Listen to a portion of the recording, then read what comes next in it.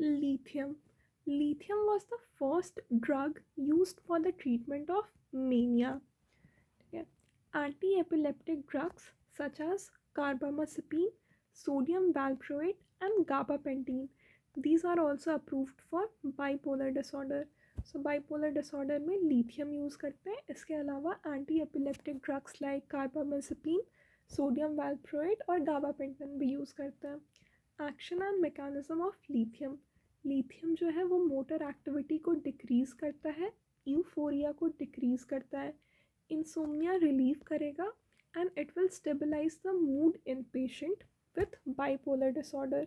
तो ये motor activity को कम करता है, यूफोरिया को कम करेगा, it will relieve insomnia and it will help to stabilize the mood in the patient with bipolar disorder.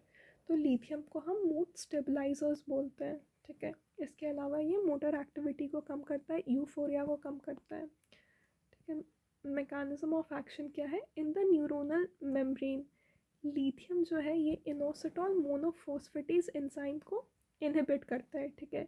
जिसके कारण फ्री इनोसिटॉल का जो लेवल है वो कम हो जाएगा. इनोसिटॉल मोनोफॉस्फेटेज जो एंजाइम है ये IP1 को इनोसिटॉल में चेंज करता है, फ्री इनोसिटॉल में चेंज करता है. लिथियम इस एंजाइम को इनहिबिट कर देता है जिसके कारण फ्री इनोसिटॉल का लेवल कम होगा.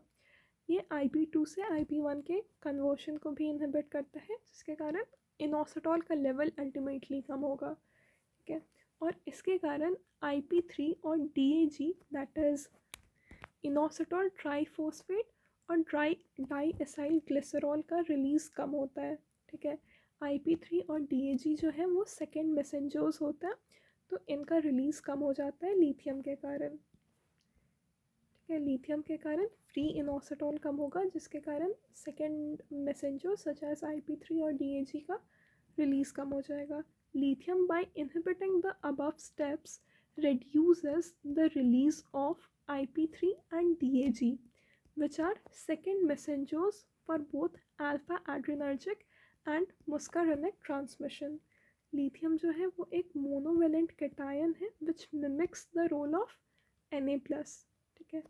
Na+ भी मोनोवेलेंट है, लिथियम भी मोनोवेलेंट है and it mimics the action of Na+. Lithium decreases the release of norepinephrine and dopamine in the brain. ठीक है.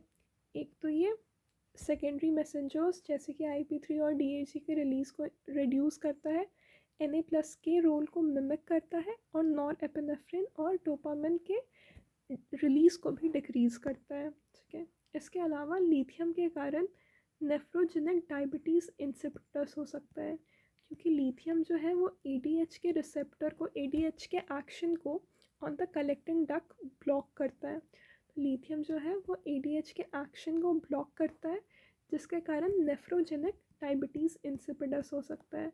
It can also cause leukocytosis that is increased total WBC count and it can inhibit the release of thyroid hormones T3 and T4. तो lithium के कारण norepinephrine का release कम होता है, dopamine का release कम होता है, T3 T4 का रिलीज़ कम हो जाता है. ठीक है. इसके अलावा सेकेंडरी मैसेंजर्स का रिलीज़ कम हो जाता है. It also causes increased total WBC count. इसके कारण नेफ्रोजेनिक डायबिटीज़ इंसिपिटस हो सकता है. Pharmacokinetics. Lithium carbonate is effective orally but it does not bind to plasma protein and is distributed throughout the total body water. ठीक है. Lithium जो है वो मेटाबोलाइज्ड नहीं होता है, ये यूरिन, सलाइवा और स्वेट में भी एक्सक्रीट हो जाता है. तो यूरिन, सलाइवा और स्वेट में भी लिथियम एक्सक्रीट होता है. लिथियम एक मोनोवेलेंट कैटायन है. तो किडनी लिथियम को उसी वे में हैंडल करती है जैसे वो Na+ को हैंडल करती है. तो किडनी में 80% of the filtered lithium is reabsorbed in the proximal tubule. So लगभग 80% of filtered lithium is reabsorbed in the proximal tubule. अगर सोडियम का लेवल कम होता है तो उसके कारण लिथियम का टॉक्सिसिटी होगा. ठीक है. अगर सोडियम लेवल कम है, हाइपोनाट्रीमीमिया है, तो अगर हाइपोनाट्रीमिया है तो किडनी कंपेंसेट कंपनसेशन करेगा, उसका किडनी कंपनसेशन में सोडियम का रीअब्जॉर्प्शन इंक्रीज़ करेगा, तो उसके कारण लिथियम का भी रीअब्जॉर्प्शन इंक्रीज़ होगा और लिथियम का एक्सक्रीशन कम हो जाएगा, जिसके कारण लिथियम का टॉक्सिसिटी होगा। तो सोडियम डिप्लीशन के कारण लिथियम टॉक्सिसिटी हो सकता है। Lithium has a low therapeutic index, ठीक है, जिसके लिए therapeutic drug monitoring is essential for lithium. Lithium का थेराप्यूटिक इंडेक्स बहुत कम होता है, इसलिए we need to monitor it. Normal levels are 0.5 to 1.5 milliequivalent per litre, ठीक है। तो थेराप्यूटिक ड्रग मॉनिटरिंग रिक्वायरमेंट है। लिथियम जो है वो सलाइवा में एक्सक्रीट होता है। So estimation of salivary concentration can be used for non invasive monitoring of lithium. Saliva में उसका कंसनट्रेशन एस्टिमेट करना, this is a example of non invasive monitoring of lithium. Adverse effect में we have nausea, vomiting, diarrhoea, CNS side effects like tremor, ataxia, drowsiness, headache, muscular weakness and slowed speech, ठीक है, क्योंकि ये ADH के action को inhibit करता है, इसके कारण पॉलीयूरिया, पॉलीडिप्सिया हो सकता है। Goitre with hypothyroidism may occur. So CNS lithium के कारण नौशिया, वोमिटिंग, डायरिया हो सकता है, tremor, ataxia, headache, drowsiness, muscular weakness, slowed speech के अलावा पॉलीयूरिया, पॉलीडिप्सिया और गोइटर विथ हाइपोथायरॉयडिज्म हो सकता है, ठीक है। Acute lithium toxicity, acute lithium toxicity में 4 C है और 1 D है।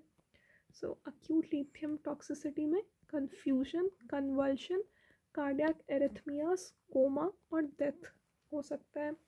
Acute lithium toxicity manifest as convulsions, confusion, cardiac arrhythmias, coma and death। Treatment क्या है? सबसे पहले तो lithium has to be stopped immediately. Lithium को जितना जल्दी हो सके it should be stopped immediately and then estimate its serum level. IV mannitol देते हैं ताकि लिथियम का एक्सक्रीशन हो सके। IV नॉर्मल सलाइन देते हैं, ठीक है, ताकि Na+ लेवल नॉर्मल हो सके, जिसके कारण लिथियम का एक्सक्रीशन हो सके। और अगर लिथियम का लेवल बहुत ज़्यादा है तो हीमोडायलिसिस भी करते हैं। अक्यूट लिथियम टॉक्सिसिटी का ट्रीटमेंट क्या है? पहले तो लिथियम को स्टॉप कर दो, फिर लिथियम के सीरम लेवल को एस्टिमेट करो। Give IV mannitol to promote lithium excretion. IV normal saline भी देते हैं ताकि Na+ लेवल रीस्टोर हो जाए, जिसके कारण फिर लिथियम का एक्सक्रीशन इंक्रीज़ हो। और अगर लेवल बहुत ज़्यादा है देन हीमोडायलिसिस भी करना पड़ता है। Uses, it is used as a prophylactic agent for bipolar disorder. Lithium के कारण जो मिनिक और डिप्रेसिव अटैक्स है, इसका फ्रीक्वेंसी और सीवियरिटी दोनों कम होता है, ठीक है। मीनिक और डिप्रेसिव अटैक्स का फ्रीक्वेंसी भी कम होता है, सीवियरिटी भी कम होता है। और हम लिथियम को मूड स्टेबलाइजर्स भी बोलते हैं, ठीक है। क्योंकि लिथियम का जो ऑनसेट ऑफ एक्शन है वो बहुत स्लो है, इसलिए अक्यूट मेनिया में इसको यूज़ नहीं करते, but it is used for the prophylaxis of unipolar depression, ठीक है। So prophylaxis of bipolar disorder, lithium के कारण मिनिक और डिप्रेसिव अटैक्स का फ्रीक्वेंसी और सीवियरिटी दोनों कम हो जाता है। It is known as mood stabilisers. Lithium को अक्यूट मेनिया में यूज़ नहीं करते because it has a slow onset of action. It is also used for the prophylaxis of unipolar depression. Drug interaction with thiazides और furosemides। तो thiazides और furosemides diuretics है, तो इसके कारण हाइपोनेट्रीमिया होगा, Na का लेवल कम होगा, जिसके कारण there will be a compensatory increase in the reabsorption of sodium in the PCT। Sodium के रीअब्जॉर्प्शन के साथ साथ लिथियम का भी रीअब्जॉर्प्शन होगा, leading to its toxicity. So diuretics जैसे कि थायासाइड्स और फ्यूरेसेमाइड के कारण लिथियम का टॉक्सिसिटी हो सकता है। न्यूरोमस्कुलर ब्लॉकेड, ठीक है, ये या तो डीपोलराइजिंग न्यूरोमस्कुलर ब्लॉकर जैसे कि सक्सेनाइल कोलिन, या नॉन डीपोलराइजिंग न्यूरोमस्कुलर ब्लॉकर जैसे कि पैनक्यूरोनियम के कारण हो सकता है। तो अगर लिथियम को इन न्यूरोमस्कुलर ब्लॉकर्स के कारण देते हैं तो जो न्यूरोमस्कुलर ब्लॉकेड है इट विल बी प्रोलॉन्ज्ड, ठीक है। Neuromuscular blockade will be prolonged if given with lithium. Lithium X haloperidol. Long-term lithium therapy can cause rigidity and potentiates the EPS of haloperidol. So lithium और हैलोपेरिडोल को अगर साथ में use करें तो रिजिडिटी हो सकता है, और हैलोपेरिडोल का जो एक्स्ट्रा पिरामिडल सिम्टम्स है, it can be potentiated. So this was about lithium.